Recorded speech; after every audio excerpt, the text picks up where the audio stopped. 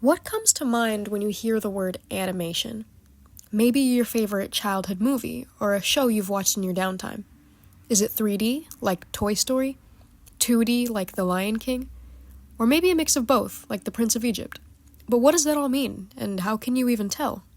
Animation is a medium of storytelling that's been around since the 1890s. The practice came about with the first spinning picture toys, like the zoetrope, then photograph motion pictures, using devices like the Parkinsoscope, and then a proper industry. Today, though, you'll delve into what that all means as we answer the question. To what extent did animation impact the Western film industry? Before we answer that question, we need to know what animation is. Animation is a medium, a way of telling a story. In traditional animation, pieces of art are hand-drawn, then put together to create the illusion of fluid video. Early instances of animation have been seen all the way back in 180 AD, where Ting Huan invented the first zoetrope, but films are another story. The first fully animated film was created in 1908 under the French artist Émile Cohl, inventor of the Parkinsoscope. Cole's short, Phantasmagorie, is credited by most as the first animated cartoon, but it was only 2 minutes long, and animated feature films were not released until many years later. Some films, like El Apóstol in 1917, would release with high runtimes and impressive FPS rates, but would be lost due to technical issues. Still, animation would be making leaps in design. With Walt Disney Animation Studios being founded in 1923, rubber hose animation would become a large part of the animation industry. Rubber hose animation was a style in which characters had hose-like limbs in a malleable reality, as seen in Disney's Steamboat Willie. The style helped animators work together through simple designs and exaggerated proportions, allowing for an emphasis on visual gags that captivated audiences. However, the style was very bouncy and required sound design that replicated as such to entertain audiences. Disney was described to have perfected this formula, earning them popularity for their works. But with the release of Snow White and the Seven Dwarfs in 1937, rubber hose animation would die out as the studio would focus on realism. Disney would come to release many movies that only made them more reputable. In the 1940s, it would release Fantasia and Pinocchio, which both showcased more of the studio's memorable sound design and storytelling, furthering their reputation within the industry. The 50s and 60s followed with the release of Alice in Wonderland, Peter Pan, and 101 Dalmatians, films that all grew Disney. In this time, however, a competitor would be introduced. From the late 50s to 80s, Hanna-Barbera's animations became increasingly popular. Cartoons like the Flintstones, Yogi Bear, and the Jetsons, among others, became commonplace. Hanna-Barbera couldn't rival Disney in influence, but they were just about as popular and relevant at the time. The 1970s brought the Aristocats and the many adventures of Winnie the Pooh, but with the 80s, Disney was soon to come up upon a renaissance period. 1989 saw those beginnings with the release of The Little Mermaid, a classic that garnered $84 million at the box office during its release. Disney's renaissance truly began in the 90s, with major releases you definitely know of, and that's if you haven't seen them already. These included The Beauty and the Beast, Aladdin, The Lion King, and later releases like Mulan and Tarzan, among others. Each of these films brought an immense profit for Disney, the kind that earned them influence all over the Western world. But the 1990s weren't just a turning point in animation for Disney.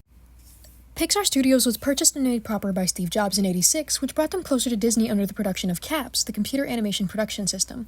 Pixar created CGI shorts up until the production and release of Toy Story in 1995, the world's first computer-generated animated feature film. CGI was new, but it was revolutionary at the time, and from here on out would change the industry. Pixar was bought by Disney in 2006, but their revolutionary practice would introduce other players to the scene. Throughout the 1990s and 2000s, studios like DreamWorks would release successful CGI franchises like Shrek, How to Train Your Dragon, and Kung Fu Panda, while Nickelodeon Animation Studios and Cartoon Network Studios would primarily stick to 2D animation with running cartoons like Avatar: The Last Airbender and Adventure Time, respectively. Interestingly to note, as these cartoons ran through the 2010s, it seemed like rubber hose animation was making a comeback. Simpler designs were easier for animators to rig and work with as modern animation utilized programs like Adobe Animate and Flash, and Pendleton Ward, creator of Cartoon Network's Adventure Time, fully dove into the style for his project. Disney's Gravity Falls and Star vs. the Forces of Evil followed suit, both delving into this bouncy style of old. But back to the 2000s, Disney largely stepped away from hand-drawn animation after a few sequels, stepping towards major CGI films alongside Pixar like Ratatouille in 2007. It would only return to hand-drawn in 2009 for the release of The Princess and the Frog, marking the end of the style in films. And while Disney had released their first Asian princess, Mulan, in 1988, Tiana was the first black princess and would mark a future of diversity in animation going forward. This diversity was especially present in the 2010s and 2020s, with releases like Moana, Encanto, Turning Red, Coco, and Wish, Pixar-Disney collaborative films that all showcase diverse main characters of different ethnicity and race. And with Pixar's Spark Shorts program, Stephen Clay Hunter created the first gay main character in Pixar with the releases of his short, Out. Arguably, it's important to note that these films were directed towards younger people, and the lessons they teach were reflected into their impressionable audiences.